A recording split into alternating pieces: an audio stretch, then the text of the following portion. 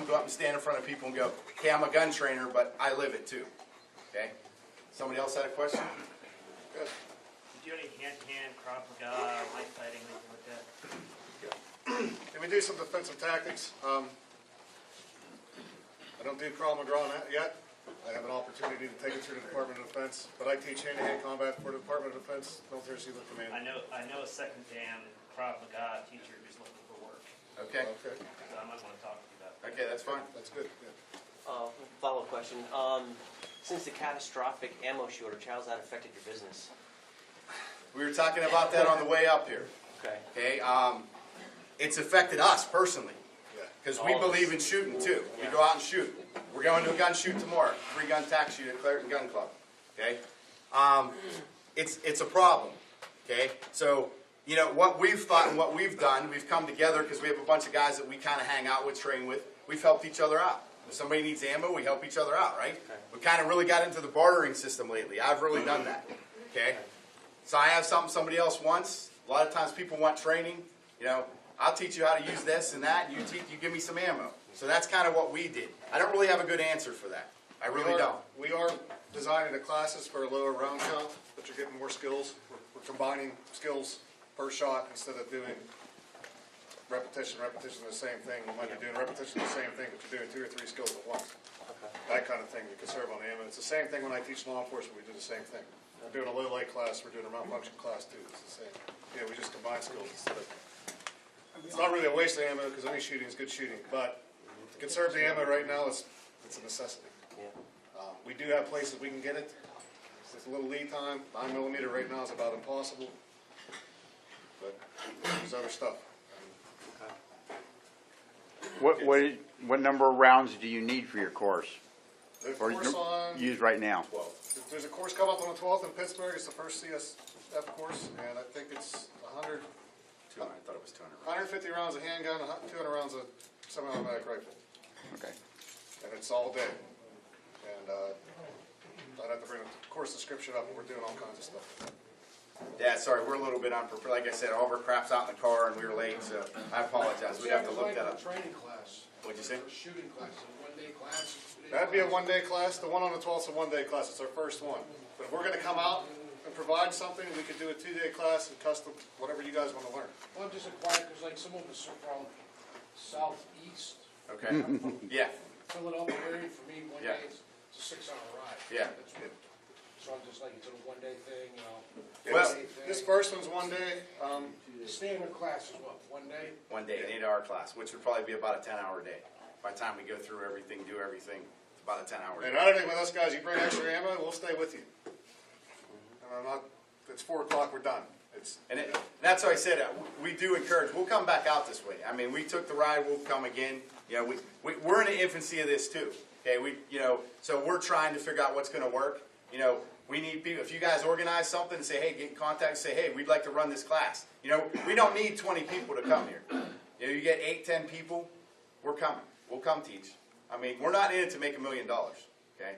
And like some of the other people said, Justin and I both had full-time jobs till the first of this year besides all this. And we kind of quit our full-time jobs to do this. We felt so strongly in doing it, so we're going to do it. Okay? So, you know, we do have other part-time jobs. Like I said, I teach. I work for actually it's a volunteer job. I don't get paid to be a TAC medic team leader on the SWAT team. I do it for free. It's great training. It's really cool. I enjoy it. Okay? I teach for the State Fire Academy. Okay? So, I get paid for that. Any other questions? How many days worth of training on average is required for someone to become proficient in your opinion? I know it varies with a lot of different people. But wow, that's kind of a loaded question. What is proficiency? I know.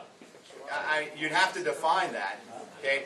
And here's what I'm going to tell you. Just because I go to the range and shoot 1,000 rounds of ammunition, if I shoot my 1,000 rounds, put that gun down and walk away from it and never touch it again, am I proficient a month later? Nope. You have to not only shoot, but you have to practice stride drills. You have to practice the draw. You have to practice moving. You have to practice all these tactics that a lot of times don't require what? Shooting. Ammunition, right. I tell people, just like today, we had a room and home clearing class, kind of office invasion class. I said, you do not need a firearm in your hand to practice what? Drawing and presenting flashlight techniques. You can use your finger gun. People look at me like I'm crazy. Is that still Okay. legal? Yes, that's still legal. Obama banned that, right? You can't eat a Pop-Tart that direction. Yeah, you can't have a big Coke or something and do that. Yeah, so you can do that, right? That's going to be what? Repetition. Okay, I've read articles. Like I said, I've been a trainer 20-some years of adults. They say 10,000 repetitions to make something mastery. How many times do you have to draw a weapon to get 10,000 repetitions? Quite a bit, right? It's going to take some time. Okay, so We're gonna make sure you do it 10,000 times right. because doing it wrong is probably bad, right? So proficient, I don't even know how to answer that question, to be honest. I would be lying if I felt, am I totally proficient in every skill I know? No. And, at one time, like we were talking about riding up here, they only have to be lucky, what? Once. I have to be right every time. Okay?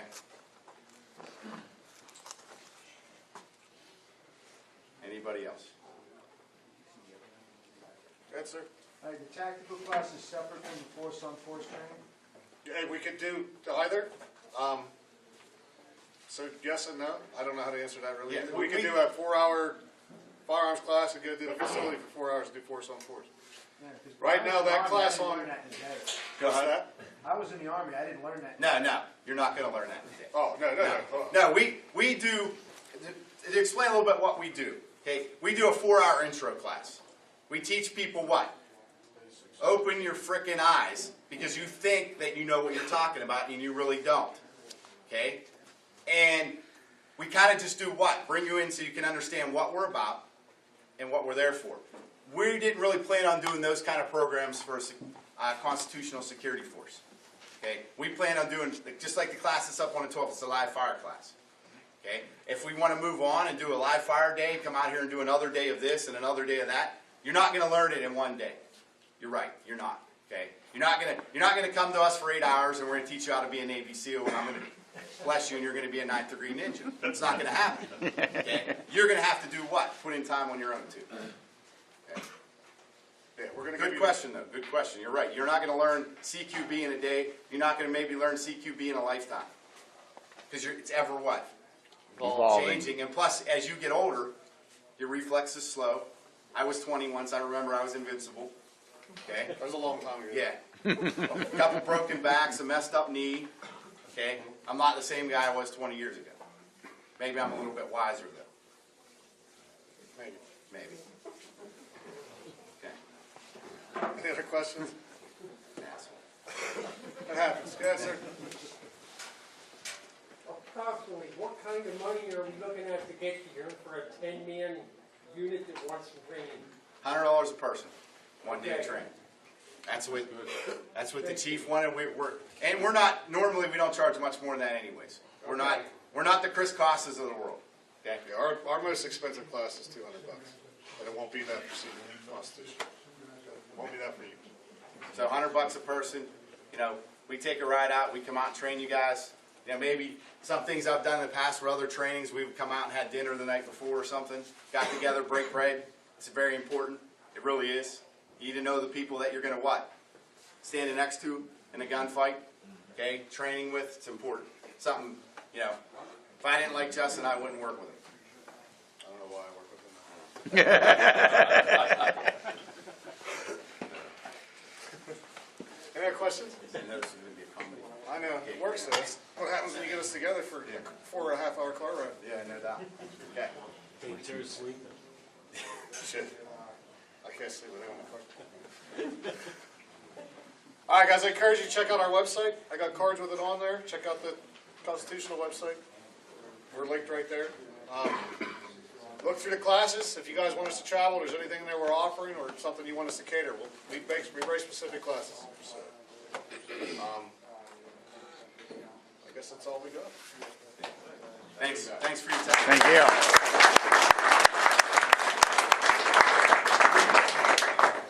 Hey, just real quick, I know it's late. I just talked to the chief. He told us to come on up. I'm Andy Rumbold. I'm from Bucks County. This is William Marsh. You want to tell him a little bit about what we've been doing? Yeah, sure.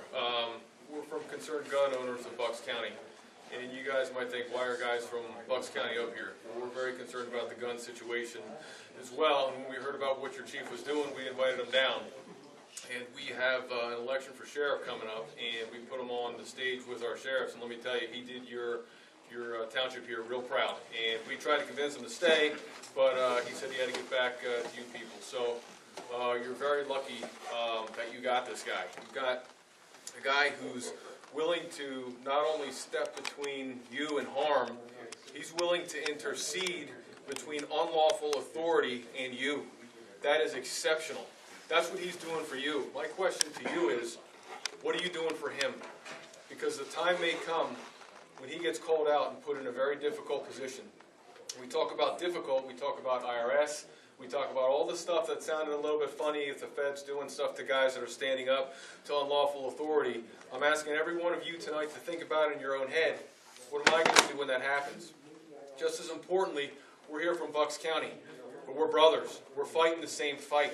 When we come up here, we're saying we got your back. And if something's happening in Frackville and you guys need our help, you know where to find us. The sheriff knows where to find us. That said, when you see somebody in another county struggling with an issue, we all need to be prepared to get on the road and show up. Because we're fighting for your rights, you're fighting for our rights. We're in this thing together. Just real quick too, I talked to Mark, we got a couple things coming up, and our website is cgobc.org, Concerned Gun Owners of BucksCounty.org. We're also on Facebook. The 23rd, I'm sure everybody knows about the rally out in Harrisburg. We got a bus coming from Bucks County. I'd encourage as many people to get out to that as you can. May 11th, down in Morrisville in Bucks County, we got a couple gun control groups that are holding a rally in Trenton, and then they think they're going to march across the bridge and hold a rally here in Pennsylvania. We're going to be there. It's Ceasefire and some other peace coalition. It's all gun control. We're going to meet them there. Chief's coming down. If anybody can get down to rally, it's at 1 o'clock. Go on our website. We'll be putting emails out. We have an email list. And then the 25th of May, I think it's the 25th, the Chief's going to be down in Philly with Sheriff Mack. So I'd encourage everybody to get down there too. And there was talk earlier about some of the stuff Philadelphia is doing. They just passed a law that says that you're not allowed to have a firearm in a park in Philadelphia. It's totally unconstitutional. That morning of that event that Sheriff Mack is going to be, I know that there's a rally being organized, a massive civil disobedience, an open carry picnic in a park that morning. So I'd encourage, we all, like William said, we all got to show up. When these gun control people, especially, are coming out and holding rallies. Last Saturday they were in Doylestown. We met them there. We're going to do the same thing on May 11th. So again, cgobc.org. We'll all keep working together. So appreciate it very much.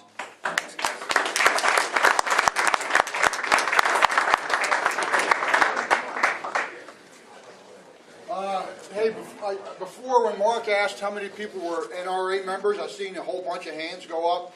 Just so you guys know, because you might not have heard about it, NRA has not endorsed House Bill 357. So there is, I'll get the guy's contact name that is a regional rep for NRA. I contacted him. He didn't answer me, of course.